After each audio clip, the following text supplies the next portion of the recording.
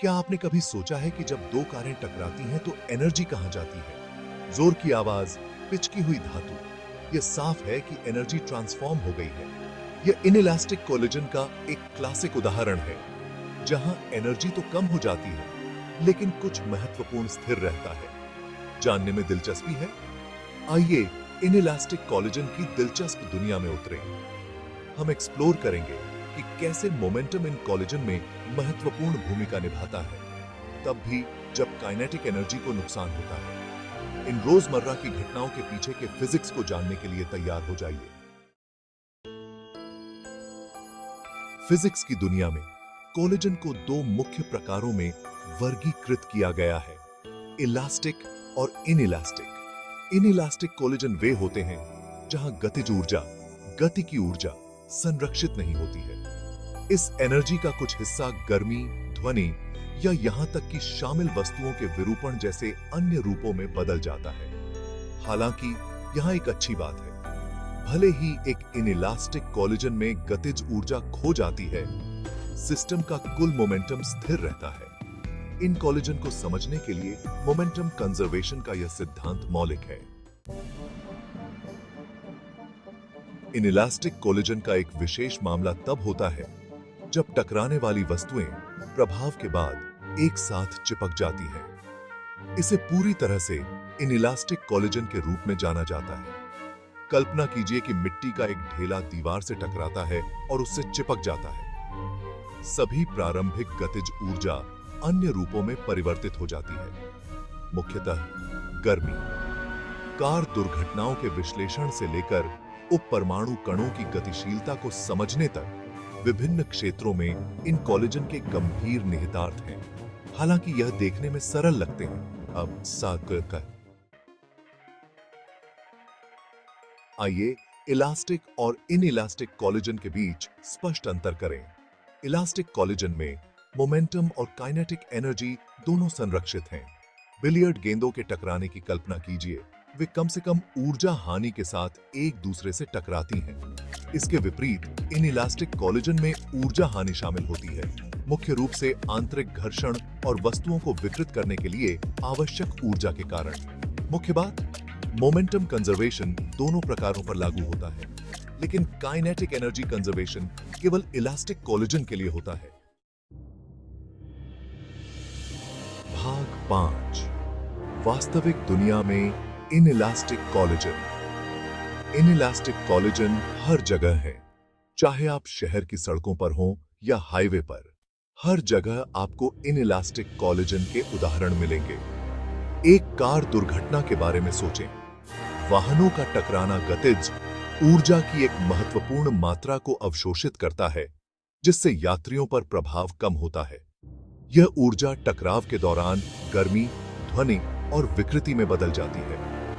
Airbags और अन्य सुरक्षा उपाय इस ऊर्जा को अवशोषित करने में मदद करते हैं, जिससे यात्रियों की सुरक्षा सुनिश्चित होती है।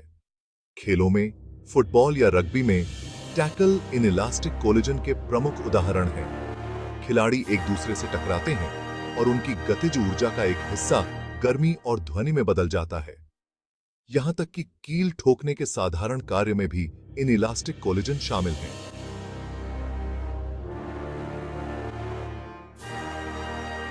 जब आप कील पर हथौड़ा मारते हैं, तो हथौड़े की गतिज ऊर्जा आंशिक रूप से प्रभाव पर गर्मी और ध्वनि में परिवर्तित हो जाती है। यह ऊर्जा कील को लकड़ी में धकेलने में भी मदद करती है, जिससे कील मजबूती से बैठ जाती है। इन कोलिजन को समझने से हमें सुरक्षित कारों को डिजाइन करने और दुर्घटनाओं के प्रभाव को कम करने में मदद मिलती है। खेल के प्रभावों का विश्लेषण करने और खिलाड़ियों की सुरक्षा बढ़ाने में भी यह ज्ञान महत्वपूर्ण है। यहां तक कि विनिर्माण प्रक्रियाओं में सुधार करने में भी इनइलास्टिक कोलिजन की समझ महत्वपूर्ण है। यह हमें उत्पादों की गुणवत्ता और स्थायित्व बढ़ाने में मदद करता है। भाग 6, मोमेंटम कंजर्वेशन, व्युत्पत्ति। यह एक महत्वपूर्ण अवधारणा है जो भौतिकी में कई घटनाओं को समझने में मदद करती है। अब आइए पूरी तरह से इनइलास्टिक कोलिजन में मोमेंटम कंजर्वेशन के गणितीय आधारों में उतरें। यह प्रक्रिया हमें यह समझने में मदद करेगी कि टकराव के बाद वस्तुएं कैसे व्यवहार करती हैं। दो वस्तुओं पर विचार करें जिनका द्रव्यमान m1 और m2 है, जो क्रमशः प्रारंभिक वेग u1 और u2 के साथ गति कर रहे हैं। यह प्रारंभिक स्थिति हमें टकराव से पहले की गतिज ऊर्जा और मोमेंटम को मापने में मदद करती है। टकराने के बाद वे एक साथ चिपक जाते हैं और अंतिम वेग v के साथ चलते हैं। यह अंतिम स्थिति हमें टकराव के बाद की गतिज ऊर्जा और मोमेंटम को मापने में मदद करती है। मोमेंटम कंजर्वेशन के सिद्धांत का उपयोग करना।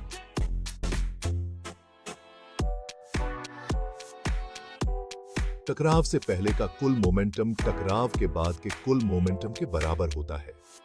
यह सिद्धांत हमें यह समझने में मदद करता है कि टकराव के दौरान ऊर्जा कैसे स्थानांतरित होती है।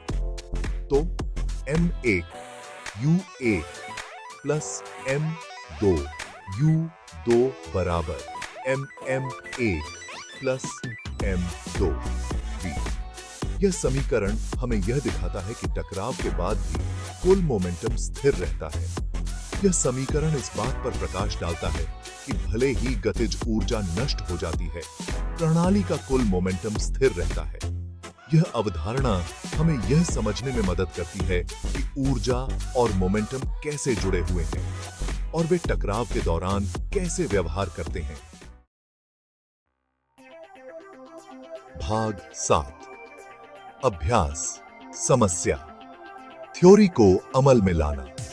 आज हम एक अभ्यास समस्या के माध्यम से अपनी सैद्धांतिक समझ को वास्तविक जीवन में लागू करेंगे। आइए एक अभ्यास समस्या के साथ अपनी समझ को मजबूत करें। यह समस्या हमें गति, द्रव्यमान और टक्कर के सिद्धांतों को समझने में मदद करेगी। 4 मीटर प्रति सेकंड की गति से यात्रा करने वाली 2 किलोग्राम की गेंद एक स्थिर 1 किलोग्राम की गेंद से टकराती है। यह टक्कर हमें गति और द्रव्यमान के बीच के संबंध को समझने में मदद करेगी। यदि टक्कर पूरी तरह से इनइलास्टिक है, तो टक्कर के बाद उनका संयुक्त वेग क्या है? इनइलास्टिक टक्कर में दोनों वस्तुएं एक साथ चिपक जाती हैं। तो हमारे बीरे पर होंगे 1 बराबर 2 किलोग्राम, u1 बराबर 4 मीटर प्रति सेकंड, m2 बराबर 1 किलोग्राम और u2 बराबर 0 मीटर प्रति सेकंड है। यह जानकारी हमें प्रारंभिक स्थितियों को समझने में मदद करती है। मोमेंटम कंजर्वेशन समीकरण का उपयोग करना। यह समीकरण हमें टक्कर के बाद की स्थिति का विश्लेषण करने में मदद करता है। 2 किलोग्राम गुणा 4 मीटर प्रति सेकंड प्लस 1 किलोग्राम गुणा 0 मीटर प्रति सेकंड बराबर 2 किलोग्राम प्लस 1 किलोग्राम गुणा v। यह समीकरण हमें टक्कर के बाद की गति का पता लगाने में मदद करता है। v के लिए हल करने पर हमें v बराबर 2.67 मीटर प्रति सेकंड मिलता है। इस प्रकार हमने टक्कर के बाद की संयुक्त गति का सफलतापूर्वक निर्धारण किया है। भाग 8 परीक्षा फोकस, नीट और जेईई अंतर्दृष्टि। नीट और जेईई परीक्षा में इनइलास्टिक कोलिजन अक्सर पूछे जाते हैं। आप अंतिम वेग, गतिज ऊर्जा हानि और प्रत्यावर्तन के गुणांक की गणना से संबंधित प्रश्नों का सामना करेंगे, जो कि टकराव कितना उछाल वाला है इसका एक माप है।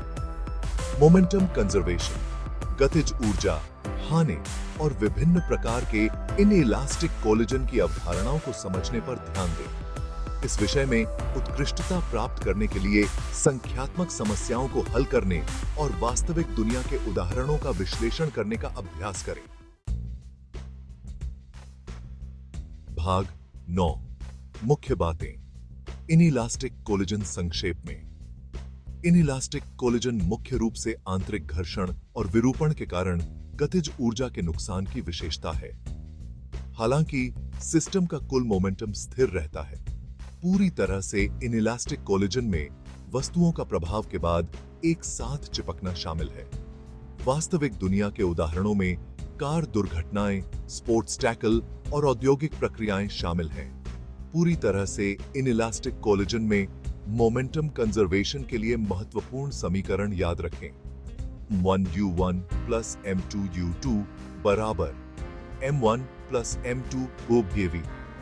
संख्यात्मक समस्याओं को हल करने और इस महत्वपूर्ण अवधारणा की अपनी समझ को गहरा करने के लिए इस समीकरण को लागू करने का अभ्यास करें। भाग 10 आगे, टैकलिंग कोलेजन न्यूमेरिकल्स। अब जब हमने इनइलास्टिक कोलेजन के मूल सिद्धांतों को कवर कर लिया है, तो आइए अगली चुनौती के लिए कमर कस लें। संख्यात्मक समस्याओं को हल करना। हम विभिन्न परिदृश्यों का पता लगाएंगे, जिसमें साधारण कोलेजन से लेकर कई वस्तुओं और अलग-अलग प्रारंभिक स्थितियों वाली अधिक जटिल परिस्थितियां शामिल हैं।